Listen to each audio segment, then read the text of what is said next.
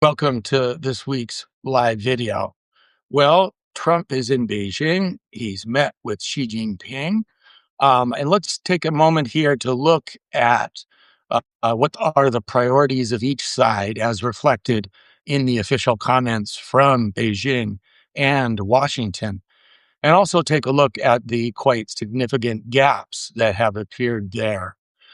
According to the official U.S. readout of the meeting, it was all about business. That was obvious from the get-go when Trump invited more than a dozen top U.S. CEOs, including Elon Musk, Goldman Sachs, David Solomon, NVIDIA's Huang, Apple's Tim Cook, and the Boeing CEO and President Kelly Ortberg to join him on the plane to Beijing. The official U.S. readout calls for enhancing economic cooperation, expanding market access for American companies, also increasing Chinese investment into U.S. industries. It also notes that some of the U.S. largest companies joined part of the meeting between Trump and Xi. So they were literally sitting in the room for that very important meeting. According to the official Chinese news agency Xinhua, Xi only said China will open its door wider and that American companies are already deeply involved in China's reform and opening, and that the U.S. side is welcome. Trump also mentioned that U.S. priorities include seeing Chinese purchases of American agricultural products. No surprise there. The U.S. readout said that China expressed interest in purchasing more American oil and noted that that would help reduce Chinese dependence on oil imports that transit the Strait of Hormuz. Trump also brought up ending the flow of fentanyl precursors into the U.S. There was no comment at all about fentanyl precursors in the Chinese statement. Trump put a very large emphasis on Iran. He said that the Strait of Hormuz must remain open to ensure the free flow of energy. The U.S. readout mentioned China's opposition to the militarization of the strait. It also mentioned China's opposition to the possibility of a toll being charged to transit the state. It also said that both sides, the U.S. and China, agree that Iran must not obtain a nuclear weapon. Xi, for his part, according again to the official Xinhua article, said nothing about Iran. Iran was not even mentioned. What he did say was that, according again to Xinhua, the two presidents exchanged views on major international and regional issues, such as the Middle East situation. That was as close as the Chinese came to talking about Iran. That article in Xinhua went on to add that the Ukraine crisis and the Korean Peninsula were also discussed. The most obvious difference was over Taiwan. The official readout from the U.S. side did not mention Taiwan at all. That was clearly, however, China's top priority. Xinhua, in its piece, mentioned Taiwan 4 times. It quoted Xi Jinping warning that if the Taiwan issue is handled, quote, properly, then the bilateral relationship will enjoy overall stability. On the other hand, if the two countries disagree, if it's handled improperly, there could be clashes or even conflict, Xi Jinping said, and that could put the entire relationship in great jeopardy.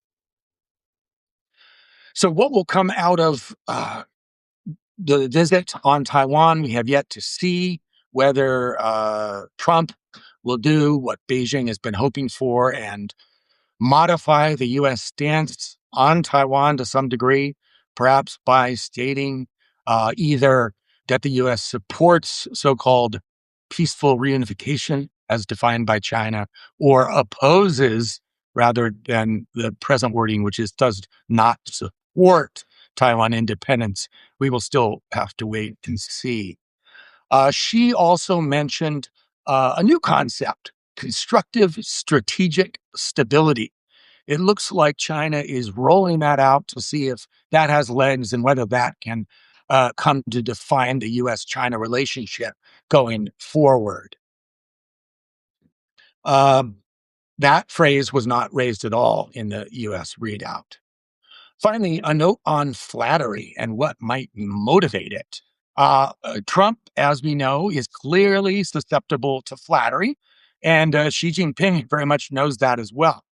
We saw that in the very extravagant official welcome for Trump, which included, of course, a red carpet, a 21-gun salute, as well as throngs of flag and flower waving children greeting Trump as he emerged from the plane in Beijing. Apparently, she thought that it was appropriate, or that it would be helpful, or that it would be useful for China to have such a traditional socialist greeting for Trump. This has not been used. Particularly the children waving flowers and flags is not something that China has done for years. Some of my Chinese friends remember being those children years ago on the tarmac, greeting leaders like Ceausescu and Kim Il-sung from North Korea. So Trump got that kind of a welcome. Apparently it worked. Trump said, quote, "That was an honor like few I have ever seen before," he marveled shortly after he arrived. Later, while delivering a toast in the Great Hall of the People at the state banquet, Trump said, "It really was a magnificent welcome, like none other." Later, Trump also said the following: "We're going to have a fantastic future together. I have such respect for China. The job you've done, you're a great leader. It's an honor to be with you. It's an honor to be your friend," Trump said to Xi. So, two possibilities for Trump enthusing like a teenager over Xi Jinping and his relationship with him. Uh, One could be strategic praise to get more out of China. If that's what Trump's thinking, he is very naive. Trump doesn't care an iota. She doesn't care an iota whether or not Trump likes him, only in the sense that it might actually be used as leverage to China's benefit. Or is this Trump's true feeling?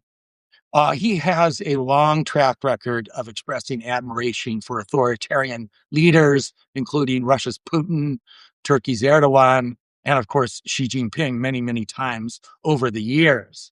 Uh, he also, notably, and faced with much criticism in response, um, has expressed specifically admiration for China's leaders' ability to show power in respect to the 1989 crackdown on the students in Tiananmen Square. In an interview in 1990 with Playboy magazine, Trump said, quote, "The Chinese government almost blew it." He's talking about the response to the Tiananmen Square protests in 1989. "Then they were vicious, they were horrible, but they put it down with strength. That shows you the power of strength. Our country is right now perceived as weak." That's Trump in 1990. He also referred to the protesters and the protest in Tiananmen Square as a riot, quote, "a riot," which uh, brought forth widespread condemnation, including across social media at the time. So that's it for this week. Tune in for more next Thursday.